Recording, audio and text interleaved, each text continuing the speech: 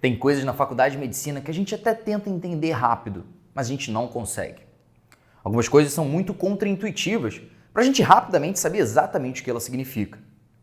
Na faculdade de medicina, por exemplo, eu lembro que na cadeira de homeopatia eu ficava pensando, cara, como que é possível uma concentração tão pequena fazer com que tenha um efeito maior, quanto menor ela for? Estranho, não é? Realmente, quando acontece isso é um pouco mais difícil da gente entender. É por isso que eu gosto tanto dessa aula. Quando a gente fala sobre insuficiência cardíaca, os conceitos fazem muito sentido. Tudo tem uma explicação plausível. E isso vai fazer com que seja muito mais fácil o meu trabalho e o seu de conseguir compreender todos os CCQs dessa aula. Dessa forma, você vai ter muito mais segurança e acertar de uma maneira mais simples as questões sobre esse tema, lá na sua prova. Preparados? A primeira coisa que eu quero que você entenda é o seguinte: a insuficiência cardíaca é quando o coração não consegue suprir as demandas do corpo. Simples assim, é bem de uma maneira genérica mesmo. E essa dificuldade de suprimento pode acontecer de diversas maneiras possíveis, por diversas causas possíveis. O fato é que, independente dessas causas, o que você precisa ter é um evento índice, ou seja, um insulto ali naquele momento que faz com que o coração não consiga trabalhar adequadamente. Quando acontece isso num primeiro momento, há mecanismos compensatórios que vão fazer com que aquela dificuldade de trabalho do coração seja compensada. Imagina você, por exemplo, ao longo da faculdade. Quantas vezes você já estudou de véspera para alguma prova? Imagino que algumas. E a gente sabe muito bem que a gente utiliza isso como um mecanismo compensatório. Quando a gente vai nas aulas, mas não necessariamente estuda diariamente, paulatinamente, antes de realmente fazer a prova. Estudar de véspera é um mecanismo compensatório que funciona, sim, em curto prazo. Mas se você faz isso com uma prova, 2, 3, 4, 5, as coisas começam a ficar se embolando e o mecanismo compensatório começa a te atrapalhar. Os resultados que você tem nas provas caem. Você, inclusive, perde sono, fica mais estressado, pode perder peso ou até mesmo ganhar peso. Os mecanismos compensatórios funcionam, mas quando eles são utilizados num curto período de tempo. Se você faz isso no longo prazo, não somente o resultado que você está tentando melhorar não é alcançado, bem como outras áreas na sua vida. A mesma coisa acontece com esses mecanismos compensatórios aqui. Quando você tem um insulto índice, um evento índice ali no coração, fazendo com que ele não consiga trabalhar adequadamente, principalmente dois mecanismos compensatórios começam a funcionar: o sistema simpático e o sistema renina-angiotensina-aldosterona. O objetivo desses dois sistemas é justamente melhorar essa função cardíaca. O grande problema é que eles por si só causam uma cascata que gera uma lesão secundária cardíaca, caracterizada pelo chamado remodelamento cardíaco. Esse remodelamento vai funcionando gradativamente, de modo que, aos poucos, a função cardíaca, na verdade, diminui. O mecanismo que inicialmente era feito para melhorar, no longo prazo, ele piora. Da mesma forma que estudar de véspera. Vamos ver como é que isso é exemplificado num gráfico. Reparem, esse gráfico aí tem o eixo Y, a fração de ejeção, que vai de 60% a 20% pelo menos aí representado. No eixo X, nós temos o tempo decorrido em anos.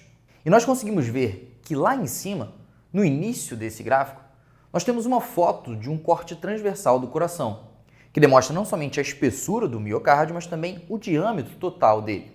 No evento índice, ou justamente no insulto primário, esse coração começa a ser modificado através dos mecanismos compensatórios, que, se você reparar bem, ele está tentando fazer com que o coração volte ao tamanho normal.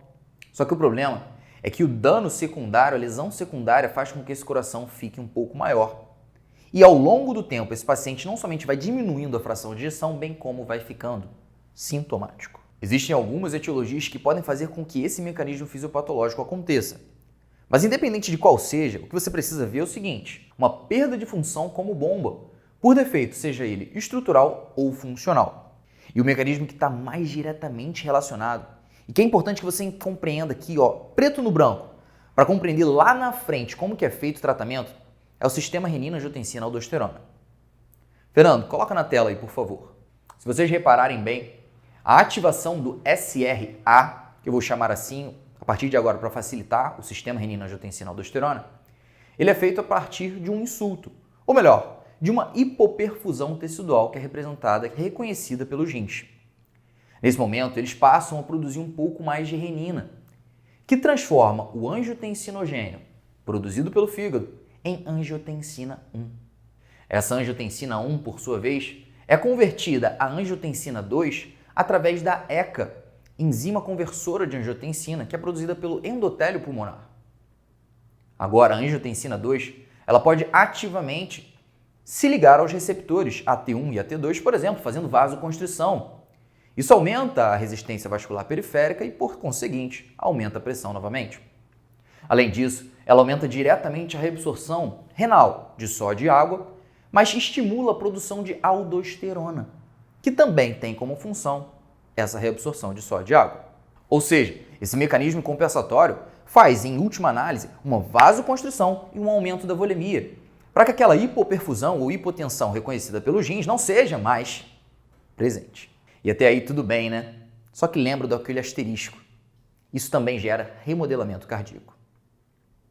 E existem, como eu disse, diversas etiologias, e a principal delas é a coronariopatia, que leva a esse mecanismo. Pode ser um paciente que tem um evento agudo, como um infarto do miocárdio, mas pode ser aquele paciente que tem uma DAC crônica, uma doença arterial coronariana crônica, e gradativamente vai tendo angina, às vezes até mesmo uma DAC assintomática. Mas o remodelamento ali está acontecendo. Temos também a hipertensão arterial sistêmica e a cardiomiopatia, como possíveis opções que podem gerar a mesma doença. E aí, agora que você já entende como que funciona esse processo fisiopatológico básico, fica muito mais fácil de você compreender quais são os sinais e sintomas dessa doença.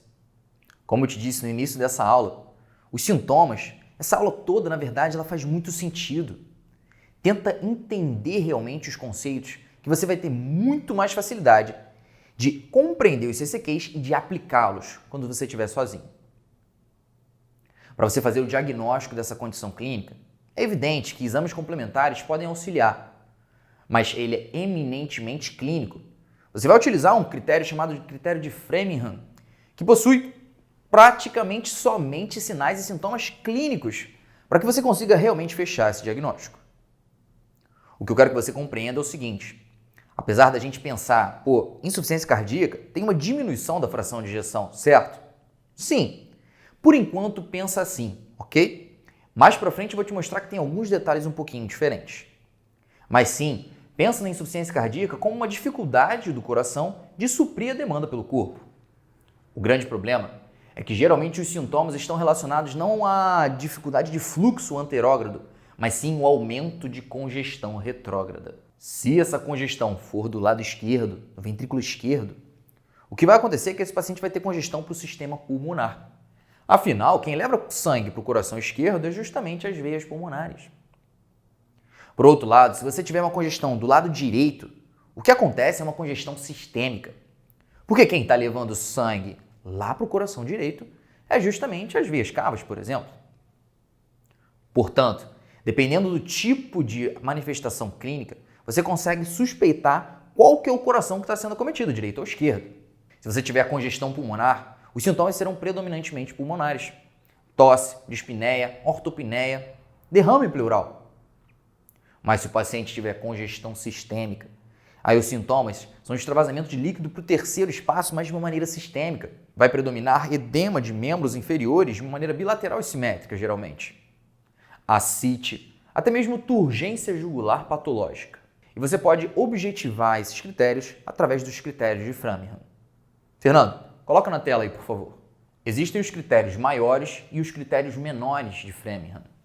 E agora eu vou passar cada um deles com vocês explicando as bases, como que eles acontecem, principalmente a semiologia, para que fique mais fácil de você decorar. Mas lembre-se, não é importante que você decore cada um deles, mas principalmente use e entenda. O primeiro é a dispneia paroxística noturna, que é aquele clássico. Eu acho que esse é o sintoma mais clássico que a gente tem na insuficiência cardíaca, não é? Essa dispneia, ela não é caracterizada por aquele paciente que simplesmente acorda com falta de ar. Porque se ele diretamente voltar a dormir, isso não é insuficiência cardíaca, isso é ansiedade. A dispneia paroxística noturna é aquela onde o paciente acorda durante o sono e tem que ficar pelo menos alguns minutos em pé, ali, em ortostase, para que aquela congestão não fique mais no pulmão e desça. e ele consiga realmente deitar para dormir. É inclusive interessante que a história clássica é o seguinte: o paciente com insuficiência cardíaca acorda no meio da noite, sai correndo para encontrar uma janela e bota a cara fora. Porque, em tese, o vento consegue estimular receptores na face que fazem com que essa sensação subjetiva de dispneia diminua. Interessante, né? O segundo critério maior é uma perda de 4,5 quilos depois de 5 dias de iniciado o tratamento para esse paciente. Lembra que a gente está falando de um paciente que tem congestão, tanto pulmonar quanto sistêmica. Tem um monte de água ali que não está no lugar onde deveria. Geralmente, quando a gente inicia o tratamento desse paciente, a gente utiliza algumas drogas, entre elas diuréticos, principalmente o furosemida. Quando a furosemida é utilizada, ela gera uma produção aumentada de urina, que é reconhecida clinicamente como uma redução do peso corporal. Um terceiro critério maior é a turgência jugular patológica, que é quando nós colocamos o nosso paciente a 30, 45 graus e ainda assim conseguimos ver a jugular dele lá túrgida, bem túrgida. Tudo bem que essa jugular túrgida ela pode ser vista, dependendo da angulação, naturalmente, um paciente rígido. Mas quanto mais inclinado esse paciente estiver, mais perto aqui da ortostase, maior será a pressão que essa jugular terá que ter para ser visível a olho nu, no exame físico. Mas nesse caso eu estou falando de congestão sistêmica, né? Se a situação for uma congestão pulmonar, e só uma dica, geralmente elas acontecem concomitantemente, mas não necessariamente. Se a congestão for pulmonar, o que predomina é o edema pulmonar. E o edema pulmonar pode ser reconhecido ali durante a ausculta pulmonar justamente por estertores crepitantes. Esses estertores crepitantes são aquele roçar de cabelos, sabe? E se você tiver esses estertores até o ápice, muito provavelmente está se tratando de um edema agudo de pulmão, que também é um critério maior. A pressão venosa central, quando aferida com um dispositivo invasivo, também pode auxiliar. Se a gente souber, por exemplo, que essa PVC está acima de 16 centímetros de água, ou seja, que a pressão lá no átrio direito está acima de 16, nossa, está muito alto. Se tiver tão alto, a gente pensa em congestão. A gente pode até estimar essa pressão através da coluna que nós temos na jugular. Lembra daquela história quando o paciente fica inclinado, aparece ou desaparece? Então, normalmente funciona assim, ó. O paciente aqui em ortostase não aparece. Ele vai se inclinando e ela começa a aparecer quando o paciente está próximo de 20 graus, 15 graus, 10 graus. Para depois, quando ele ficar em completos 0 graus, aquela jugular some, porque a coluna de sangue passou e entrou lá no crânio. De acordo com a angulação, a altura que essa jugular vai apresentar vai ser diferente. E aí eu posso estimar essa altura através desses centímetros. Se eu boto meu paciente a 30 graus, por exemplo, eu pego a altura dessa minha jugular e vejo quanto que é a distância numa linha perpendicular em relação ao chão até uma linha horizontal que passa pela fúrcula external. Estou falando devagar, se você não entender não tem problema, porque isso não é importante para a prova, estou explicando só para você saber que existe. E como a gente sabe que a altura da fúrcula external até o átrio direito são 5 centímetros aproximados, a gente soma essa distância com esses 5 e consegue estimar qual seria os centímetros de água que nós temos de pressão venosa central. Se essa congestão sistêmica estiver grande mesmo, os outros órgãos retrógrados ao coração também ficam congestos. E um deles, que possui muito sangue dentro, é justamente o fígado. É por isso que quando a gente faz o exame físico e palpa aqui, ó, andar superior, quadrante superior esquerdo, se esse paciente tiver muito sangue no fígado, esse sangue vai aumentar o retorno venoso, fazendo com que essa coluna de sangue aqui, ó, na jugular aumente. Se ela aumentar durante essa compressão do abdômen, a gente chama de refluxo hepatojugular e também é um critério maior. O único desses aqui que eu estou te mostrando, que faz necessário para sua identificação um exame complementar, é justamente a cardiomegalia representada numa radiografia. Basicamente, é um coração que está muito grande durante uma radiografia de tórax. Mas eu vou te mostrar isso daqui a pouco. Por enquanto, eu quero te mostrar realmente o que é um ritmo de galope B3. Lembra da B3? Aquela bulha acessória que está na protodiástole? Aquela bulha acessória que está no início da diástole? Como é que ela funciona? Um paciente com insuficiência cardíaca, ele geralmente tem uma sobrecarga de volume, tá bom?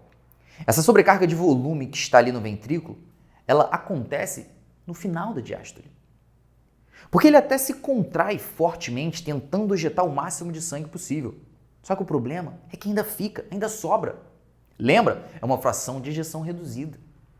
Se fica volume ali no ventrículo, quando ele começa a se relaxar, as válvulas atrioventriculares abrem e ocorre o enchimento ventricular rápido, que é a primeira fase da diástole.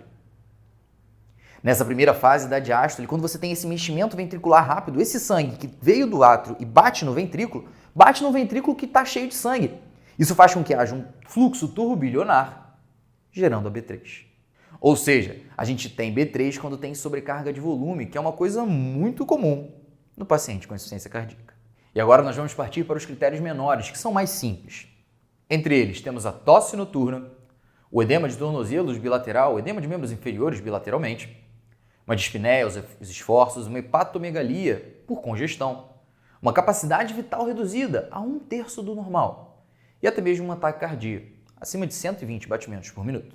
É importante lembrar que para dar diagnóstico realmente, a gente precisa de pelo menos 2 critérios maiores ou 1 critério maior e 2 menores. Uma vez que você tem alguma dessas situações, dessas 2 situações sendo fechadas, você já pode suspeitar claramente uma insuficiência cardíaca. Mas lembre-se, a gente está falando de uma doença que pode ser gravíssima. A gente está falando de uma doença que eu não posso deixar passar um diagnóstico alternativo. É por isso que eu faço exames complementares, uma avaliação diagnóstica um pouco mais pormenorizada. Para, 1, ter certeza do meu diagnóstico, 2, ter certeza de que eu não estou afastando um diagnóstico alternativo que eu não deveria. E 3, compreender a gravidade da doença que eu estou diagnosticando. Para isso, é evidente que vamos pedir exames laboratoriais, hemograma, bioquímica, mas é importantíssimo que você não se esqueça do peptídeo natriurético cerebral, ou também conhecido por BNP.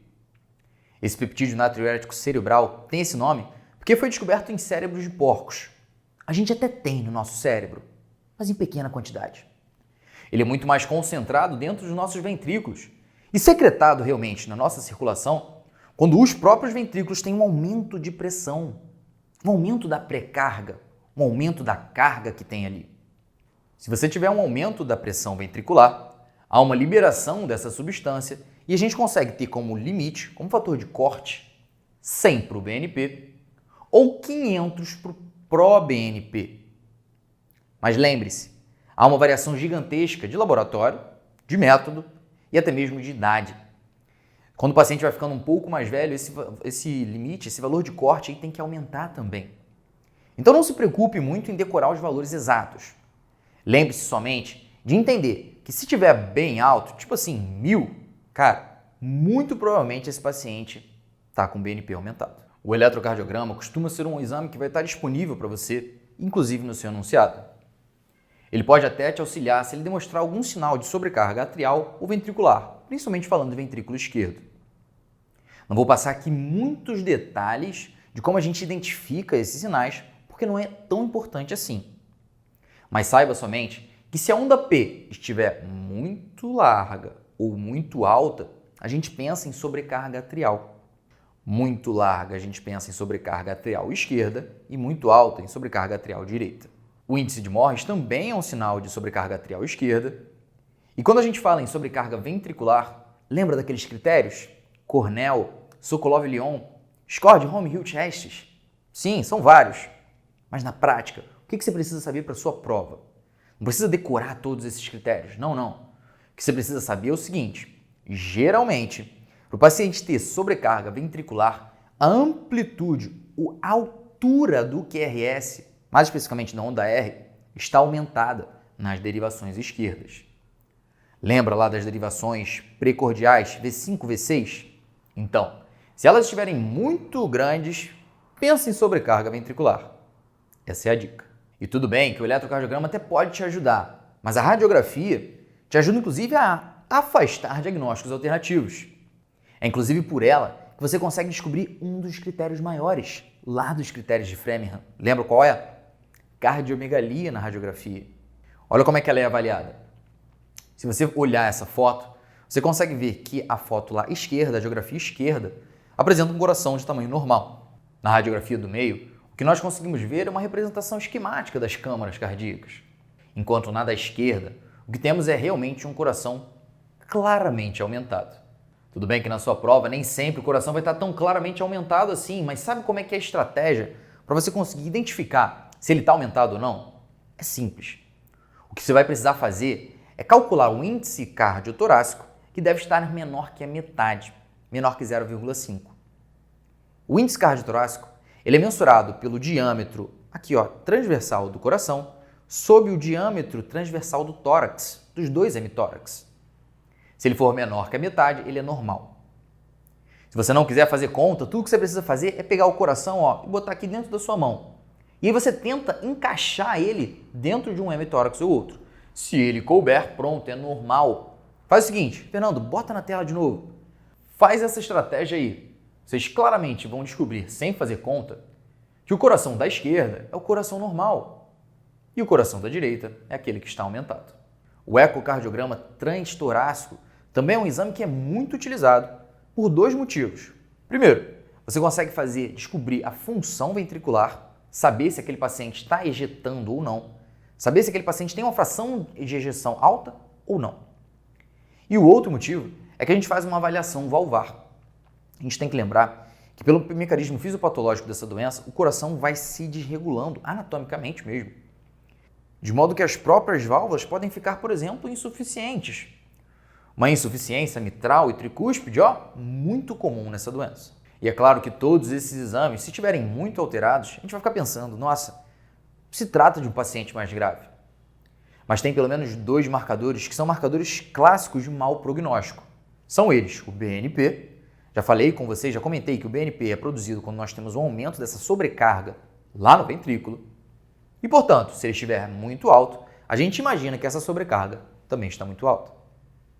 Mas tem um outro que a explicação não é tão clara assim, que é a hiponatremia. O paciente com hiponatremia, não sei se vocês lembram, mas as hiponatremias e hipernatremias, na verdade, são uma alteração da água corporal. Lembra? Quando a gente tem um aumento da água corporal, nós fazemos hiponatremia. E quando temos uma diminuição da água corporal, fazemos uma hipernatremia. O paciente com insuficiência cardíaca grave, ele tem um estímulo muito grande dos mecanismos compensatórios, que começam com SRA, começa com renina. Então imagina, você tem um paciente grave produzindo um monte de renina. A renina faz com que haja uma maior produção de angiotensina e a própria angiotensina 2 estimula a produção mais aumentada de vasopressina. A vasopressina é aquele hormônio antidiurético, lembra? Que faz com que haja, através das aquaporinas, uma reabsorção maior de água. Se essa reabsorção maior de água está acontecendo de maneira desbalanceada em relação ao sódio, a quantidade de água está aumentada e, portanto, a quantidade de sódio, a concentração, vai ficar diminuída. Vejam, é um paciente que faz hiponatremia por causa de um aumento da quantidade corporal de água. Se você encontrar hiponatremia nesse paciente, você já pode suspeitar que o mecanismo da renina está aumentado e, portanto, isso se trata de um paciente mais grave. Agora você já entende o porquê dessa doença acontecer e já sabe até diagnosticar, inclusive fazer uma avaliação prognóstica. Eu poderia começar agora, nesse momento, a te ensinar tudo sobre tratamento, que, aliás, é a parte mais importante dessa aula. Mas antes disso, eu quero te mostrar a classificação dessa doença para facilitar ainda mais. Lembra? Eu te disse no início da aula. O muito bom disso aqui, dessa parte dessa aula, é justamente isso. Ela é muito bem explicada, muito bem respaldada. Isso vai te dar muito mais segurança a resolver suas questões. A insuficiência cardíaca, ela pode ser classificada primariamente através da sua função ventricular, ou seja, através da sua fração de ejeção. Um paciente que faz um ecocardiograma e descobre que tem uma fração de ejeção alta, a gente chama isso de fração de ejeção preservada. Afinal, não necessariamente ela está alta, ela pode simplesmente estar no valor normal. Por outro lado, temos aquele paciente que faz uma fração de ejeção reduzida, e a gente chama isso de uma insuficiência cardíaca com fração de ejeção reduzida. A dúvida que pode surgir nesse momento é, Barreto, você tinha me falado que o mecanismo fisiopatológico era aquele que o paciente ia caindo, fazendo uma queda da fração de ejeção. Você explicou a aula inteira assim. Eu sei. O problema é que a insuficiência cardíaca ela tem esses dois âmbitos. O paciente com fração de ejeção que vai reduzindo, que é basicamente tudo que eu te expliquei até agora, e tem aquele paciente que não tem uma fração de ejeção diminuída não. ela é normal. A primeira frase que eu te disse nessa aula foi o seguinte: a insuficiência cardíaca é uma incapacidade do coração de suprir as demandas do corpo. Não necessariamente uma ejeção menor de sangue, de uma maneira absoluta. Eu lembro de um jogo que foi em 2011 de Flamengo e Santos, que exemplifica muito bem isso. Santos, naquele jogo, tinha Neymar. E o Flamengo tinha o Ronaldinho. Olha, eu não gosto muito de futebol não, mas eu lembro desse jogo, que foi realmente um jogo incrível. A grande questão é que Santos fez 4 gols nesse dia. 4. 4 não é pouco não, gente. Mas ainda assim, ele perdeu. Porque o Flamengo fez 5. O Flamengo fez muito mais gol do que o Santos. Muito mais não, um mais. O que eu quero dizer? Santos pode até ter feito muito, mas foi insuficiente. Quando o paciente tem uma insuficiência cardíaca com fração de ejeção preservada, ele pode até estar produzindo muito, mas não é suficiente. E não é suficiente porque o metabolismo está muito aumentado, como por exemplo um paciente que tenha hipertireoidismo. Nesses casos não adianta. Se for realmente um hipertireoidismo grave, o coração pode estar funcionando perfeitamente, mas ele vai ter uma insuficiência cardíaca com fração de ejeção preservada. Agora, Fernando, coloca na tela aí para mim, por favor.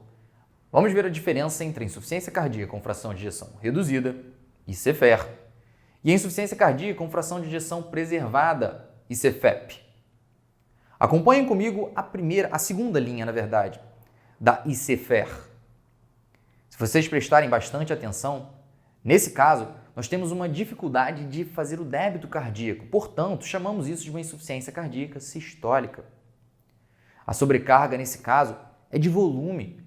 Esse paciente não consegue tirar esse volume de dentro do coração.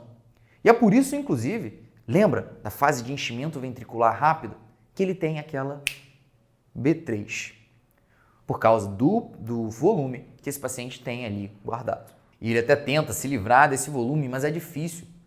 De modo que o próprio coração vai começando a aumentar para tentar abarcar isso de uma maneira um pouco mais suave. Esse coração aumentado consegue ser reconhecido através da avaliação do ictus cordis. Sabe quando você bota lá e tenta palpar o impulso cardíaco, onde você tem ali o choque da ponta? Então, um paciente que tem insuficiência cardíaca, da ICFER, geralmente esse ictus é globoso. Você coloca 3 dedos e você consegue palpar esse coração. Ele é grande, justamente porque a sua concentração, a sua hipertrofia, ela é excêntrica. Ela é uma hipertrofia que acontece de fora. E lembrando, para você dar esse diagnóstico, a fração de ejeção deve estar diminuída, reduzida, e a gente utiliza um valor de corte abaixo de 40. Olhando na linha de cima, ainda nessa coluna da fração de ejeção, vocês veem que o corte, para dizer que se trata de uma ICFEP, fração de ejeção preservada, é de 50%. E você pode ficar pensando, mas de 40 a 50, o que eu faço? Fica na dúvida. Isso é uma área cinza, que a gente não sabe direito qual que é o tratamento adequado para isso. O que a gente sabe é o seguinte: acima de 50 é preservada, abaixo de 40 é reduzida. Ainda tem o detalhe: algumas referências dizem que, na verdade, abaixo de 35% é que é uma fração de ejeção reduzida. Mas para residência, pode utilizar o valor de 40 e 50. As características da ICFEP com fração de ejeção preservada são de uma sobrecarga de pressão. O paciente, nesse caso, tem, na verdade, um aumento realmente de pressão intraventricular. Por isso, nós chamamos de uma disfunção diastólica. E é justamente nesse caso que você tem uma bulha acessória um pouco diferente, que é a B4. Lembra, o ventrículo desse paciente, disfunção diastólica, ele não é complacente, ele não consegue pegar muito sangue. Ele não tem tanto volume assim. Ele é duro. E por ser duro, ele não muda muito a pressão de átrio e ventrículo. Então, o enchimento ventricular rápido não consegue gerar sangue o suficiente para bater um sangue que está ali sobrando no ventrículo e fazer uma B3. Mas, lá no final da diástole, quando o átrio fizer aquela contração para jogar aquele cheirinho de sangue que estava sobrando lá dentro para dentro dos ventrículos, já era. Vai gerar uma nova bulha, simplesmente pelo fato de que o ventrículo não consegue mais segurar sangue algum. Esse aumento de pressão faz com que o miocárdio fique se hipertrofiando, só que de uma maneira um pouco diferente. Nesse caso, ele tem que ficar mais forte. E ele faz com que esse ictus seja um pouco mais propulsivo e não globoso. Quando você palpa o ictus cordis e sente a sua mão sendo empurrada, a gente chama isso de propulsivo. No caso da insuficiência cardíaca diastólica, isso acontece porque a hipertrofia ela é concêntrica. Ela é de um paciente que faz uma hipertrofia como se fosse de dentro. Ela acaba diminuindo a luz dentro desse coração. E eu vou mostrar para vocês qual que é o significado clínico disso quando a gente for fazer lá o nosso tratamento. Outra classificação que eu já até introduzi com vocês é dividindo se o paciente se trata de uma insuficiência cardíaca direita ou esquerda. Se a gente olhar essa foto, a gente consegue ver que, na verdade, o coração direito e esquerdo são coisas separadas. Quando nós temos um acúmulo de sangue, por exemplo, no coração esquerdo, o átrio esquerdo faz com que haja uma congestão retrógrada lá para a circulação pulmonar. Por outro lado, se temos, na verdade, uma congestão no coração direito, o átrio direito faz com que haja uma congestão retrógrada para a circulação sistêmica. E é por isso que nós temos sintomas completamente distintos quando se trata de uma insuficiência ventricular direita e esquerda. Se for esquerda, os sintomas predominantemente são de congestão pulmonar e redução de débito cardíaco. Enquanto no direito o que temos é uma congestão sistêmica com edema de membros inferiores e hepatomegalia. Vale a pena lembrar o seguinte, a principal causa de uma insuficiência ventricular direita é justamente a insuficiência ventricular esquerda. É muito mais comum que o ventrículo esquerdo comece a ficar congesto, congestione o átrio esquerdo, a congestão pulmonar comece a acontecer e isso seja passado retrogradamente para o coração direito. Mas há situações onde o coração esquerdo está saudável, o problema está no direito. Se você tiver algum problema na vasculatura ali do pulmão, como por exemplo, uma asma, às vezes um DPOC, você tem um aumento da hipertensão pulmonar e isso faz com que haja um problema lá no ventrículo direito, ou seja, um aumento da pressão no ventrículo direito sem lesão do ventrículo esquerdo. A essa situação nós chamamos de cor pulmonale. E aí o diagnóstico diferencial é completamente diferente. E agora eu vou te passar mais duas classificações que vão ser importantes diretamente para a gente tratar. É a partir delas que a gente vê, se trata de um estágio A, então eu vou fazer isso. Estágio B, então eu vou prescrever uma outra droga. Os estágios de desenvolvimento da insuficiência cardíaca, elas começam muito antes do paciente começar a ter sintomas.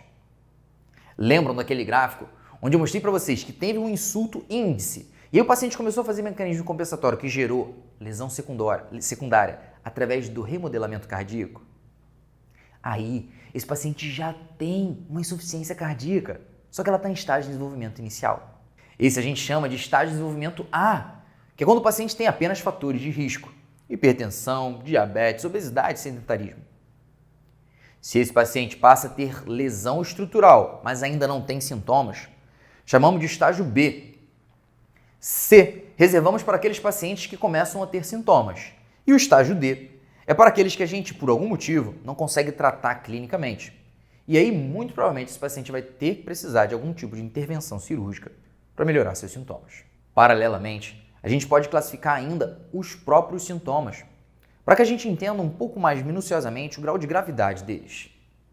E para isso, a gente utiliza a classificação de NIRA. NIRA funciona da seguinte forma. O NIRA é classificado como estágio 1, quando ele não tem sintomas nas suas atividades usuais.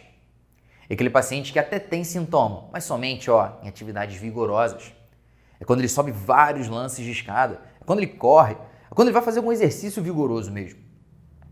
Classificação de estágio 2 de NIRA é quando esse paciente tem sim dispneia, mas nas atividades usuais. Do dia a dia ele vai fazendo as coisas e tem sintomas. A classificação de NIRA 3 é quando ele tem dispneia aos mínimos esforços. Ele vai escovar os dentes, tem dispneia, ele vai pentear o cabelo, reclama que está com falta de ar, ele vai amarrar os sapatos e reclama que está fadigado, está cansado. Muito ruim. E essa classificação só perde para a NIRA 4, que é aquela classificação onde o paciente tem sintomas em repouso. E é exatamente essas classificações que nós vamos utilizar para entender como que é o tratamento. E é exatamente agora que eu vou iniciar a parte mais importante da aula. Eu sei, desculpa. Eu também não gosto de falar o JJ Top 1 para a parte final da aula. Mas veja bem, eu até poderia ter começado ela lá no início, como eu gosto de fazer. Só que ficaria muito, mas muito mais difícil de você compreender os CCQs. Agora você entende claramente fisiopatologia, diagnóstico, o início da classificação. Vai ser muito mais fácil de você decorar tudo que eu vou te passar agora. O tratamento é dividido basicamente em duas partes. A insuficiência cardíaca aguda e a crônica. A crônica foi o que eu fui te passando aqui gradativamente. Sabe, quando tem um insulto lá, o evento índice, gradativamente que esse paciente vai perdendo função do coração, apresentando mais sintomas. Tudo bem, nós sabemos que esse é o comum, mas pode ser que esse paciente, de uma hora para outra, tenha um evento índice agudo, súbito. Que tal um infarto agudo do miocárdio? Ou, às vezes, um paciente que tem uma doença crônica, mas esquece de tomar suas medicações, desenvolve uma arritmia, uma FA, por exemplo. Se esse paciente faz uma fibrilação atrial, que, aliás, é uma coisa muito comum, pode ser que ele tenha uma exacerbação aguda. E é por isso que nós temos que saber tratar o paciente com doença crônica e com exacerbação aguda. No caso da crônica, que é a primeira que eu vou te explicar, a gente pode dividir ainda em dois grandes grupos. Aquele paciente que tem uma fração de ejeção reduzida e aquele que tem uma fração de ejeção preservada. Lembra, gente, o mecanismo fisiopatológico até tem algumas coisas que têm interseção, mas nem tudo. E eu vou te mostrar o porquê disso daqui a pouco. Para tratar o paciente com insuficiência cardíaca com fração de ejeção reduzida e CFR, lembre-se de utilizar aquela classificação que nós acabamos de discutir. Se for um paciente classificado como estágio de desenvolvimento A, cara, só faz controle de fator de risco. Ele é um paciente hipertenso, dá IECA. É um paciente diabético, dá metformina e insulina. É um paciente obeso, faz um controle de peso. É um paciente sedentário, fala para ele correr. Se ele for tabagista, cessa o tabagismo. É isso que nós devemos fazer. Porque apesar desse paciente ter fatores de risco, a gente já está começando o remodelamento cardíaco. E a gente não pode deixar isso progredir. Mas, em alguns casos, a gente só vai encontrar o paciente quando estiver no estágio B, que é aquele quando o paciente tem doença estrutural, apesar da ausência de sintomas. Nesse caso, a gente já sabe que o paciente tem um remodelamento cardíaco franco. E é por isso, justamente, que a gente tem que cortar esse mal pela raiz. Como é que a gente faz isso? Aliás, parênteses, bandeira vermelhíssima aqui, tá? Isso aqui, gente, a gente está falando do JJ Top 1 de dentro do JJ Top 1. Muita atenção. Para cortar esse mal pela raiz, nós temos que ir lá nos mecanismos compensatórios. Portanto, vamos fazer um inibidor do SRA, lembra? Sistema renina-angiotensina-aldosterona, e também um bloqueio da via aqui do sistema simpático. Vamos utilizar para isso um beta-bloqueador. Inibidores da SRA, nós temos várias drogas, vários grupos de drogas possíveis. Por exemplo, o Zieca, inibidor da enzima de conversora de angiotensina, que são os IL, captopril e nalapril. Temos os BRA, bloqueadores do receptor de angiotensina, ANA, valsartana, obesartana, losartana. E temos uma droga um pouco mais nova, mais recente, que é o Entresto, que é a sacubitril, que é o sacubitril com a valsartana. Fernando, coloca aquela foto do SRA para mim, por favor, de novo. Se a gente for relembrar essa foto, o que ela mostra?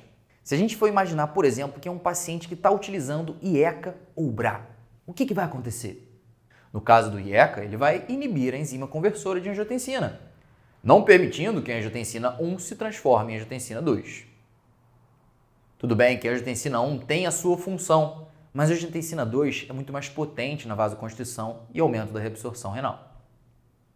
Portanto, o uso do IECA corta o mal pela raiz. Da mesma forma que o próprio BRA. Se utilizamos um bloqueador do receptor de angiotensina, a angiotensina 2, é evidente, não consegue agir. E, portanto, essas drogas são muito utilizadas nesse tipo de paciente. O Entresto, por outro lado, até tem um BRA na sua composição, que é a valsartana. Mas ela também tem o sacubitril, que é um inibidor da enzima chamada neprisilina. Essa enzima, naturalmente, degrada bradicinina e outros vasoativos. Se a gente inibe ela, o que acontece é que a bradicinina fica aumentada e ela consegue exercer sua função vasodilatadora, de proteção do endotélio e até mesmo diminuição da agregação plaquetária. Ou seja, a gente acaba causando uma melhora vascular, vasoativa nesse paciente. Portanto, você pode utilizar qualquer uma dessas 3 drogas. Mas lembre-se, existem alguns cuidados em relação aos seus efeitos colaterais e até mesmo contraindicações. Se o paciente, por exemplo, desenvolveu uma insuficiência renal grave, com creatinina acima de 3, ou até mesmo uma hipercalemia acima de 5,5, não podemos fazer essas drogas. Se esse paciente tem uma estenose bilateral renal, também não. E é exatamente essa situação, onde não podemos utilizar esses nossos inibidores do sistema renina-angiotensina-aldosterona, que podemos utilizar a hidralazina com o nitrato. Vejam, hidralazina e nitrato podem até ser úteis, sim, na inibição do remodelamento cardíaco, mas somente quando não podemos utilizar esses outros inibidores. Tudo bem, já vimos como essa via metabólica pode ser parada. Mas e a outra? O sistema simpático a gente utiliza justamente o beta-bloqueador. Existem várias classes de beta-bloqueadores, mas os que têm evidência científica com função realmente cardíaca são carvedilol, bisoprolol e metoprolol, especificamente o succinato. Mas devemos ter cuidado com o uso indiscriminado dessa droga. Sabemos, por exemplo, que um paciente asmático acaba fazendo uma broncoconstrição ainda pior se a gente utiliza beta-bloqueador. E tem um outro detalhe. Lembra, beta-bloqueador é o quê? Inotrópico e cronotrópico? Negativo. Ué, eu estou falando de um paciente com insuficiência cardíaca e vou fazer um inotrópico cronotrópico negativo? Sim, vai. Mas não na fase aguda. Se esse paciente estiver descompensado completamente, não tem como eu fazer essa droga. Afinal, até porque o benefício dessa droga é no longo prazo. É para diminuir o remodelamento. Não é realmente para melhorar a hemodinâmica ali local, a não ser que esse paciente tenha um ataque cardíaco horrível. Portanto, a gente vai iniciar sim beta-bloqueador no paciente compensado, mas bandeirinha vermelha para você não esquecer. Se o paciente tem uso crônico de beta-bloqueador, você reduz pela metade se ele em algum momento descompensar. Sugiro, inclusive, que você dê um jeito de deixar isso mais marcado. Bota um asterisco, bota um coração, desenha o Eduardo. Qualquer coisa para você não esquecer esse conceito, que é extremamente importante. A inibição do remodelamento tem por objetivo, a longo prazo, melhorar a sobrevida desse paciente. Mas se estamos diante de um paciente estágio C, que é aquele que, além de doença estrutural, tem sintomas, a nossa conduta deve ser um pouco diferente. Vem comigo aqui no mapa mental. A gente até vai fazer sim uma inibição do remodelamento cardíaco com o uso de inibidores de SRA e beta-bloqueadores. Mas aqui o paciente está mais grave. Eu posso utilizar uma espironolactona, que tem por função ser antagonista dos receptores de aldosterona. Mas lembre-se, a aldosterona é um diurético poupador de potássio. Então, para evitar muito efeito colateral, eu tenho que evitar fazer em pacientes que têm uma taxa de filtração glomerular muito baixa, abaixo de 30, e até mesmo um potássio que seja acima de 5. Lembra daquele metabolismo da SRA? Então, a aldosterona está lá no final da via metabólica, tendo por principal função e objetivo a reabsorção de sódio e água através dos rins. Tudo bem, a gente está enfatizando aqui a inibição do remodelamento, mas esse paciente está sintomático. Eu não tenho como deixar de tratar sintomas.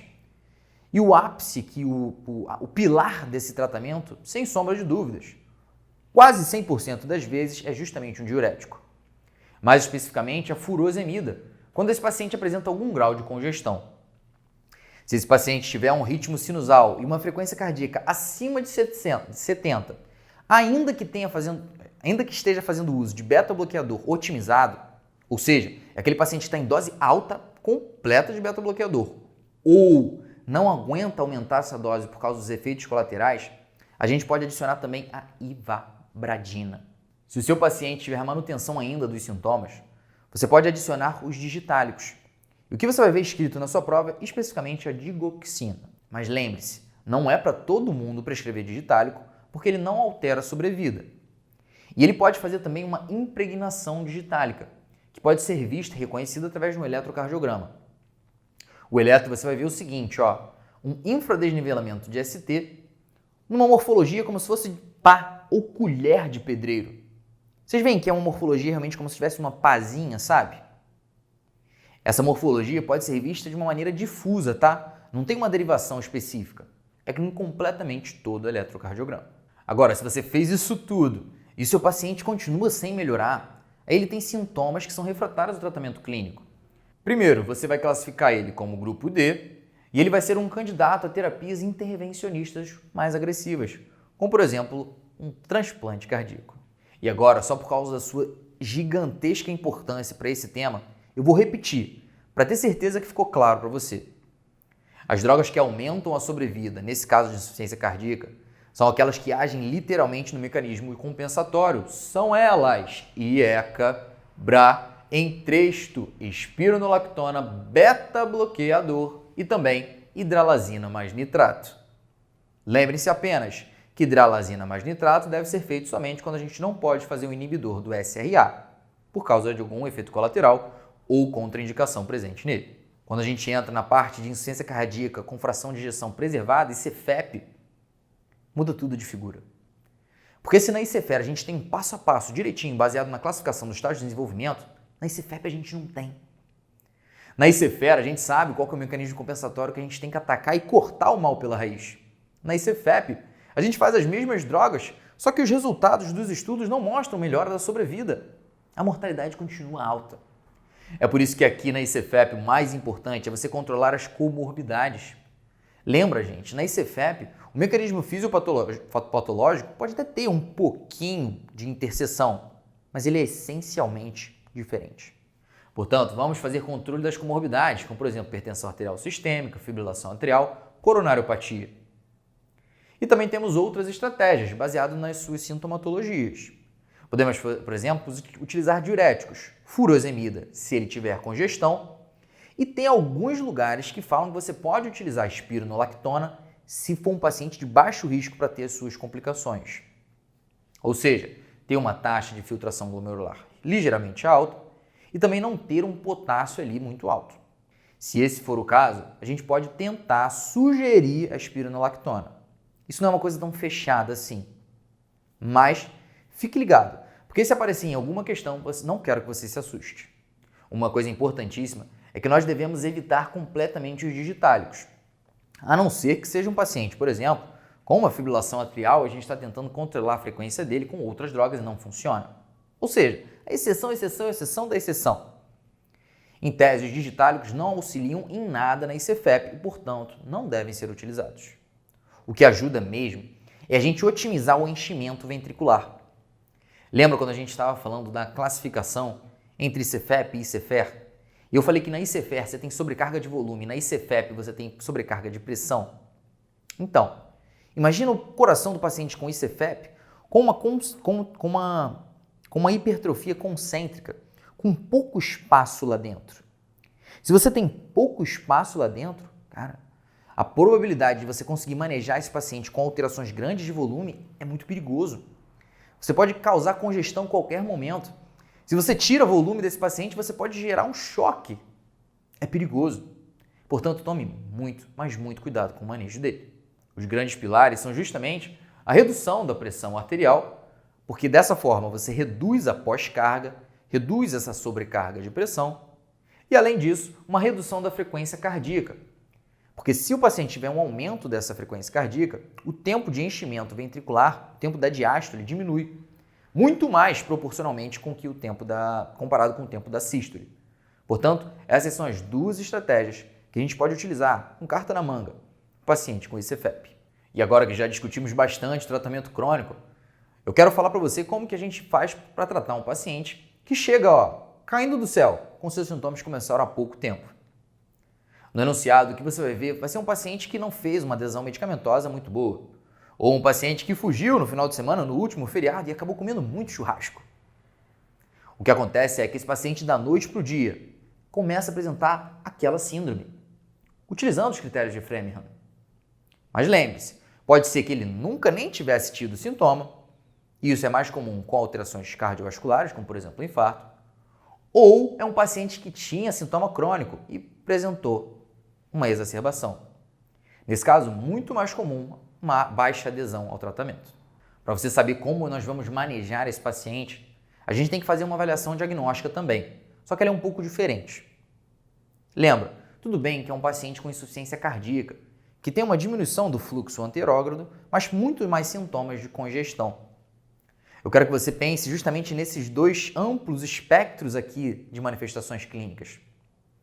O paciente pode apresentar uma dificuldade, uma redução, uma piora nesses dois, ou em nenhum dos dois, ou em apenas um, ou em apenas outro. Se o paciente tiver aqui mais congestão, ele vai estar mais congesto, ele vai estar mais úmido. Se o paciente não apresentar essa congestão, a gente fala que ele está mais seco, não tem derrame pleural, não tem edema agudo de pulmão, não tem nem mesmo edema de membros inferiores, de uma maneira tão importante assim. Agora, quando a gente fala sobre a dificuldade do fluxo anterógrado, a gente diz mais sobre a hipoperfusão tecidual ou não. Se ele tiver com extremidades aquecidas, com perfusão capilar periférica adequada, ele está quente. Agora, se não, se ele tem uma queda da pressão arterial, por exemplo, esse paciente ele está frio. Portanto, a gente pode classificar esse paciente de acordo com essas 4 características: quente, frio, úmido ou seco. E aí a gente faz literalmente 4 grupos que vão ser manejados de uma maneira completamente diferente. Afinal, no paciente que está com baixa perfusão tecidual, eu, por exemplo, quero tentar fazer hidratação nele. Imaginem um paciente vítima de trauma que está chocado. Você faz o quê? Você não hidrata pensando que é um choque hipovolêmico? Aqui, eu também tentaria hidratar para aumentar a pressão dele. Só que o problema é que imagina se esse paciente está úmido, está congesto. Tem que tomar cuidado. Não adianta nada aumentar a pressão desse paciente e gerar uma insuficiência respiratória. Tem que ser paulatino. Agora, se o meu paciente não tiver a congestão, putz, eu fico muito mais tranquilo. Porque o meu manejo pode ser completamente distinto. Portanto, vamos ver na prática como é que funciona. Ó, se o perfil do seu paciente for um perfil quente e seco, chamamos isso de perfil A. É aquele paciente que está bem perfundido e não tem congestão. Fica até estranho, né? Ué, como assim? É um paciente com insuficiência cardíaca que tem critério de Framingham com congestão ou não é? É sim. Pode ser que seja apenas uma questão de medicação ou vale a pena também pensar num diagnóstico alternativo. Pode ser esse o caso. Mas o que mais cai na sua prova é o seguinte, ó, perfil B é aquele paciente que está quente, bem perfundido, mas está úmido, está congesto. Nesse caso, a gente pode utilizar a furosemida como um diurético de alça para tentar realmente aumentar a produção de urina desse paciente, mas também podemos fazer vasodilatadores se a PA desse paciente estiver um pouco mais aumentada. Imaginem, por exemplo, um paciente com 200 por 150. A pós-carga está tão alta que a quantidade de ejeção cardíaca, de débito cardíaco que esse paciente está fazendo é pouco, é baixa. Afinal, a pré-carga e a carga conseguem fazer propulsão de sangue e a pós-carga é o que evita. Se você tem uma pós-carga muito aumentada, pode estar causando congestão por causa dessa pós-carga. E eu diminuo a pós-carga, o fluxo anterógrado é facilitado. O próximo perfil mais comum na sua prova é o perfil C, que é frio e úmido. É um paciente que está mal perfundido e, além disso, ele está congesto. Esse é horrível. E você vai manejar ele assim, ó, com hidratação venosa, afinal ele está frio, está pouco perfundido, mas a gente tem que fazer furosemida em altas doses, porque senão esse paciente, como eu disse, faz uma insuficiência ventilatória.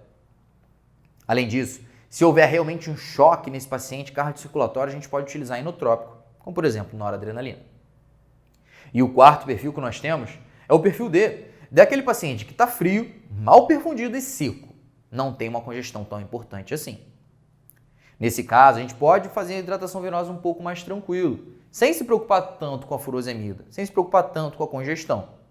E é evidente que se tiver choque, também faremos uso de inotrópico. Finalizamos agora a nossa aula sobre insuficiência cardíaca. Eu quero que você se imagine resolvendo as suas questões, sabendo todos esses processos fisiopatológicos e compreendendo todas as vias metabólicas que vão originar a sua resposta. Se sente mais seguro? Tomara! Era esse o objetivo. Até a próxima.